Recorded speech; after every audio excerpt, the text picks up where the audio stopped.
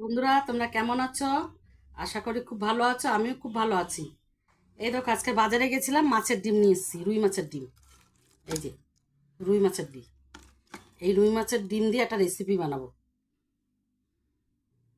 আমি পরিমাণ মতন একটু হলুদ দিয়ে দিলাম। আমি পরিমাণ মতন নুন দিয়ে দিলাম।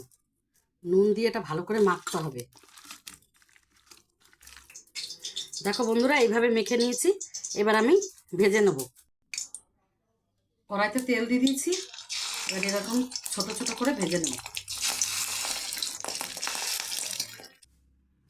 মাছের ডিম ভেজে তুলে নিয়েছি। দেখো বন্ধুরা, এই যে পিস পিস করে কেটে নিয়েছি। এটা ডিমটা আমি কষা করব, চলো। আমি এখানে আদা বাটা নিয়েছি, পেঁয়াজ কুচি নিয়েছি, আর কিছুটা পেঁয়াজ বেটে নিয়েছি, আর এটা টমেটো বেটে নিয়েছি, আর রসুন। একটু জিরা দিয়ে দেবো, একটা তেজপাতা আর একটা শুকনো লঙ্কা দিয়ে দেবো। দিয়ে ভালো করে নাড়াচাড়া করলাম। পেঁয়াজ কুচি দিয়ে দেবো, পেঁয়াজ বাটাটা দিয়ে দেবো, রসুন বাটাটা দিয়ে দেবো, আদা বাটাটা দিয়ে দেবো, আর টমেটো বাটাটা দিয়ে দেবো।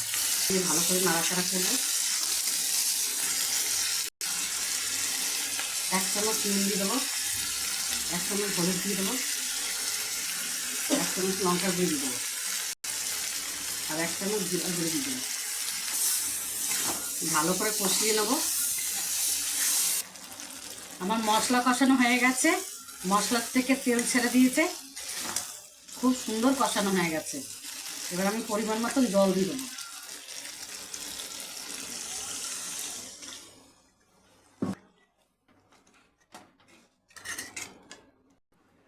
এবার আমি ঝোলের উপর এই মাছের ডিমগুলো দিয়ে দেবো।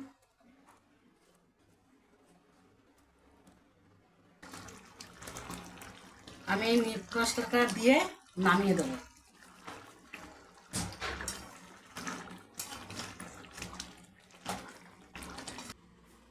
আমার রুই মাছের ডিম হয়ে গেছে। দেখো বন্ধুরা, কষা কষা করে করেছি।